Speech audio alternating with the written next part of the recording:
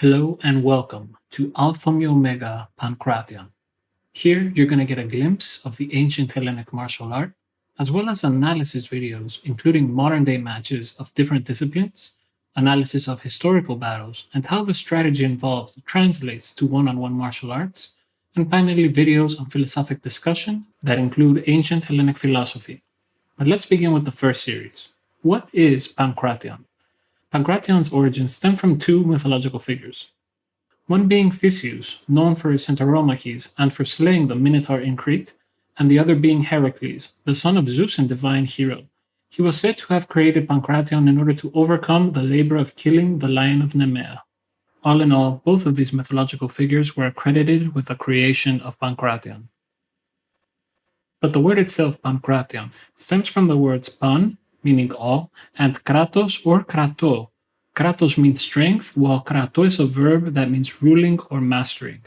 A practitioner of Pancration would need to know all facets of combat, hence the name, Pancration, or all mastering. Now you may also know Pancration under other names, such as Pancration, Pancratium, Pangration, Pangration, and others. Most of these are actually correct. In modern Greek, the combination of gamma and kappa make a hard G sound, where in ancient Greek they made an N and K sound. So it's Pancration in ancient Hellenic pronunciation, but Pangration in modern Greek pronunciation. The four main aspects of Pancration are Piktiki, the art of boxing, Laktiki, the art of kicking, Pali, the art of wrestling, and Katopagration, which is groundwork, very similar to modern day jiu-jitsu. So far, you may think that Pancration is very similar to modern day mixed martial arts. However, it is a bit different. Firstly, Pancration matches were carried out in open sided arenas called palestra. A palestra was a circular and sometimes a rectangular arena where boxing, wrestling, and Pancration matches were held. The Pancratias that fought in the palestra were barefoot and did not wear boxing gloves. There are cases of Pancratias that did wear boxing gloves in Pancration matches, though these are mostly attributed to boxers crossing over to Pancration that didn't know the bare fist or open hand techniques. Other than the basic rules of no gouging of the eyes or no pulling of the opponent's hair and no striking to the groin, Pancration had another rule which very much differentiates it from popular UFC ruling. That rule is orthopeia, which dictates that strikes could only be thrown while the fighters were standing, meaning that ground and pound was not allowed. You could only use joint manipulations or chokes after a successful takedown. Now, due to the history of Pancration and how it was a major event in ancient Hellenic Olympics, there is a strong basis in the request to bring Pancration back to its rightful place. Having a full contact combat sport in the Olympics would be huge in regards to growing a community and legitimizing the sport as a whole. Getting more people interested in Pancration leads to more and better competition, as well as more public recognition, funding, and growth. Of course, the competitive nature of Pancration would be considered its craft, but we also have to take into account its artistic value. The majority of people that will endeavor into martial arts don't want cauliflower ears, bloodied eyes, or the possibility of incurring brain damage.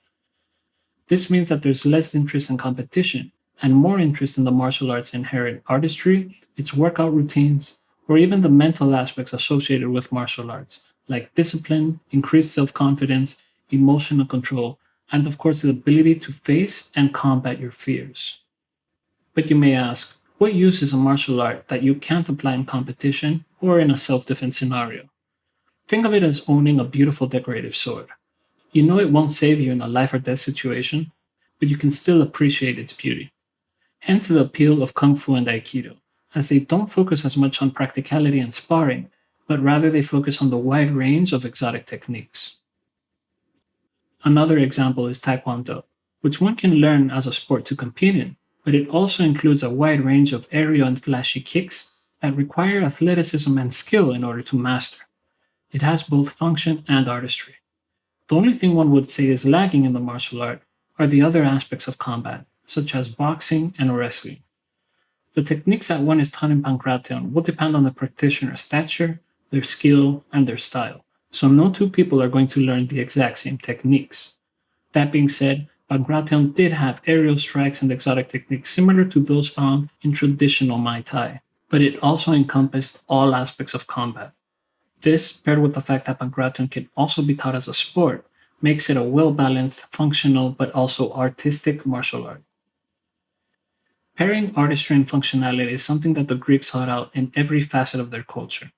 It is apparent in their language, their architecture, and even their storytelling. But with the absence of Pancration academies, and many of those existing being far from authentic, how can one learn Pancration? To fill this gap, I've created this very channel, a channel where I will be posting videos that will display Pancration's techniques, analyze the mindset that the practitioners had, as well as study the strategy that was involved. Now, the terminology I'm going to be using will be in ancient Greek, which I realize can make it difficult to understand or memorize at times, but this is essential for the longevity of the art. Pancration for Greece is more than just a combat sport. It's an essential piece of Hellenic culture that has been lost for millennia due to oppression, genocide, and religious warfare. Alpha Mu Omega is the name of the Pancration system that's going to be displayed.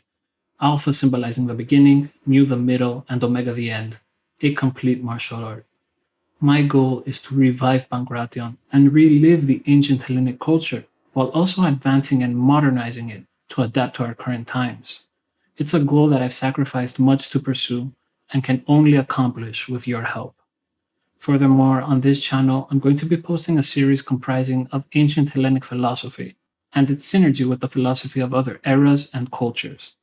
This is needed because martial arts without an inherent philosophical approach are incomplete, a sentiment that has existed throughout the ages and all around the globe.